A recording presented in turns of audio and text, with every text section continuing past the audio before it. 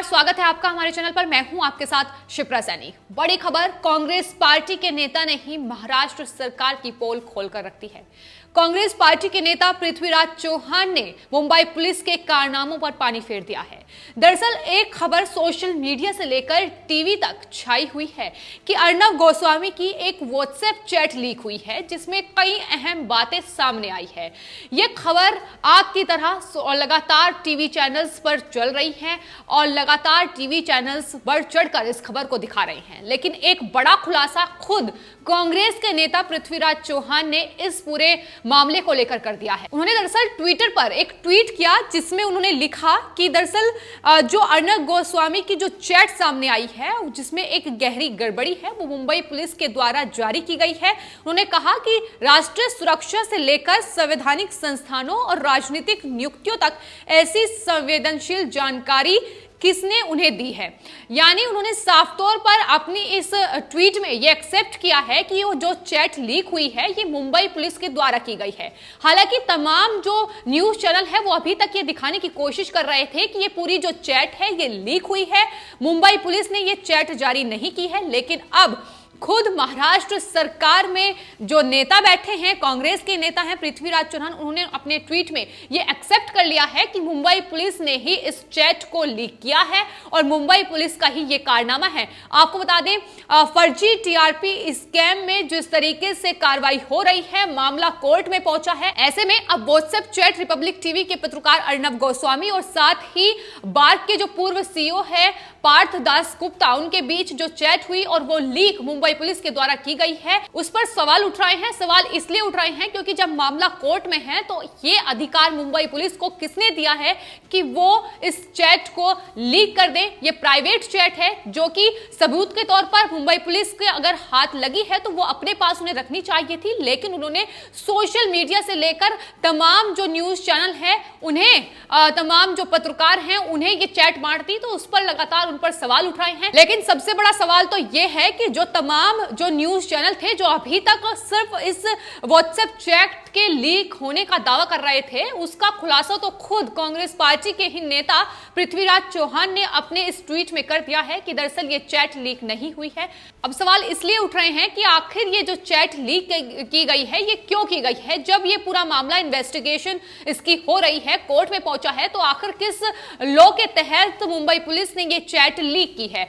आपको बता दें, ये जो फर्जी टीआरपी स्कैम है इसमें दरअसल शुरू से ही मुंबई पुलिस ने अर्नब गोस्वामी, रिपब्लिक टीवी को निशाना बनाया है और यही वजह है कि लगातार एक के बाद एक फर्जी जो खबरें हैं, फर्जी जो बातें हैं इस पूरे मामले पर मुंबई पुलिस के द्वारा रखी गई हैं। और एक बार फिर से तमाम पत्रकारों को ये चैट बांटने के बाद अब मुंबई पुलिस ने ये नहीं कहा था कि ये चैट उनके द्वारा जारी की गई है, लेकिन खुलासा अब हुआ है तो मुंबई पुलिस एक बार फिर सवालों के घेरे में है। ये पहला मामला नहीं है जब मुंबई पुलिस ने इस तरीके का रवैया अपनाया हो। इससे पहले भी हिंदू टेरर पर वो इस तरीके की हरकत पर उतारू हो चुकी है।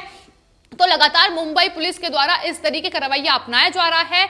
और अगर फर्जी टीआरपी स्कैम की अगर बात की जाए तो शुरू से ही मुंबई पुलिस ने इस पूरे स्कैम में रिपब्लिक टीवी को ही निशाना बनाया है। अर्नब गोस्वामी पर ही लगातार सवाल खड़े किए गए हैं। अब जो कथित व्हाट्सएप चैट सामने आई है उसमें कई चौंकाने वाली बातें सामने हैं। उसमें यह लिखा गया है कि दरअसल बालाकोट स्ट्राइक जो हुई थी उसकी जानकारी अर्नब गोस्वामी को पहले से ही थी।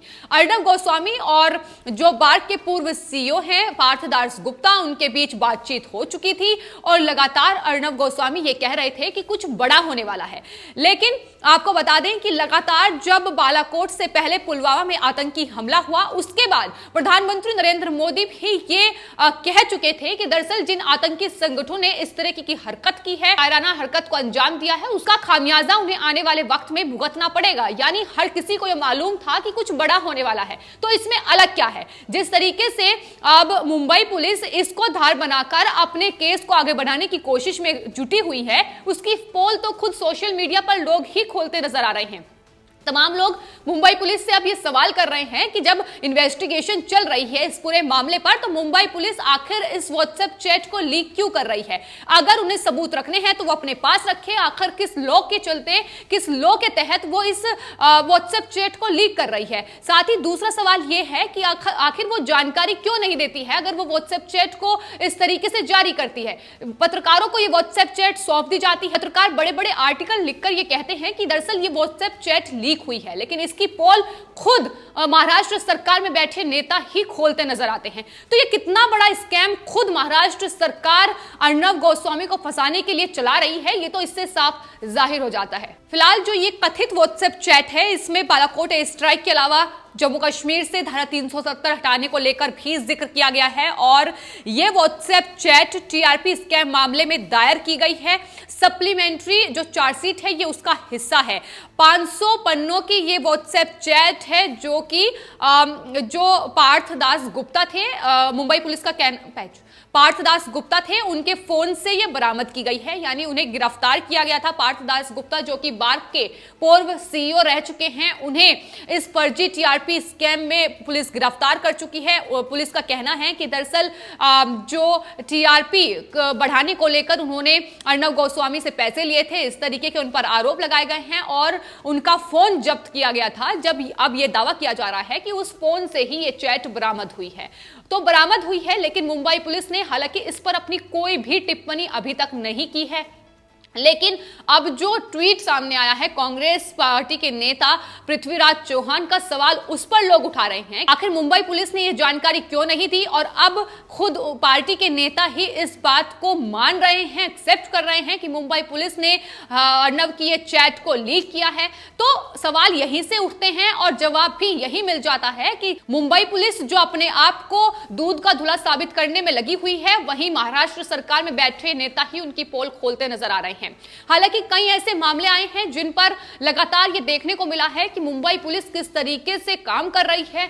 लगातार महाराष्ट्र सरकार के इशारों पर मुंबई पुलिस काम कर रही है। फिर चाहे वो कोई भी मामला महाराष्ट्र में उठाकर देख लिया जाए, सुशांत सिंह राजपूत का जिस तरीके से मौत हुई उसका मामला हो या पालघर में साधुओं की हत्या हुई हो, लगातार उदासीन रवैया ही मुंबई पुलिस का हर एक मामले में देखने को मिला है। लगातार वहां लोगों की बातें नहीं सुनी जा रही है, उनकी एफआईआर तक दर्ज नहीं की जा रही है। इसको लेकर तमाम लोग सोशल मीडिया पर शिकायत करते नजर आते हैं। तो मुंबई पुलिस इस वक्त फंस चुकी है। लगातार महाराष्ट्र सरकार के इशारों पर उसे काम करना पड़ रहा है, जो कि लगातार वो कर रही है। और अर्नब के केस में भी अगर देखा जाए तो ये तमाम मुद्दे हैं जिन्हें लगातार रिपब्लिक टीवी ने सामने रखा है। जो तमाम मीडिया चैनल्स थे उन्होंने दबाए हैं, लेकिन वहीं रिपब्लिक टीवी ने वो तमाम मुद्दे सामने रखे। फिर चाहे वो पालघर में साधुओं की हत्या हो, सुशांत सिंह राजपूत केस हो या कोई भी बड़ा मुद्दा हो जिस पर लगातार महाराष्ट्र सरकार से रिपब्लिक टीवी ने सवाल पूछे हैं। और यही वजह है कि निशाने पर रिपब्लिक टीवी है, अर्नब गोस्वामी है और अब मुंबई पुलिस ने ये व्हाट्सएप चैट जो है लीक की है। तो जाहिर है सवाल मुंबई पुलिस पर उठेंगे और सवाल ये भी पूछा जाएगा कि आखिर क्या मुंबई पुलिस को यह हक है कि किसी की जो प्राइवेट चैट है वो पब्लिक की जाए, वो भी तब जब ये पूरा जो टीआरपी स्कैम जो पूरा है उसमें लगातार इन्वेस्टिगेशन चल रही है, मामला कोर्ट में पहुंचा हुआ है, लगातार मुंबई पुलिस जो तमाम लोग हैं उन्हें गिरफ्तार कर रही है। तो सवालों के घेरे में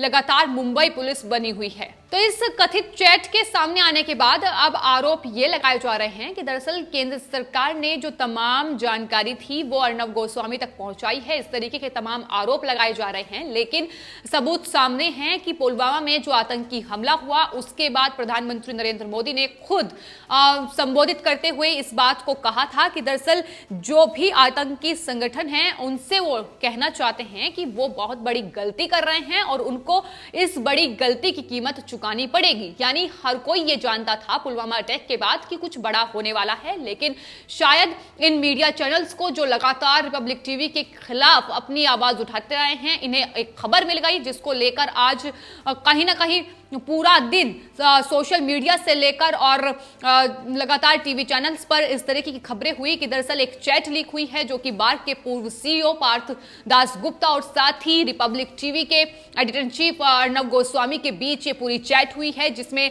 बालाकोट एयर स्ट्राइक से लेकर जम्मू कश्मीर से आर्टिकल 370 तक के हटाने का जिक्र किया गया है।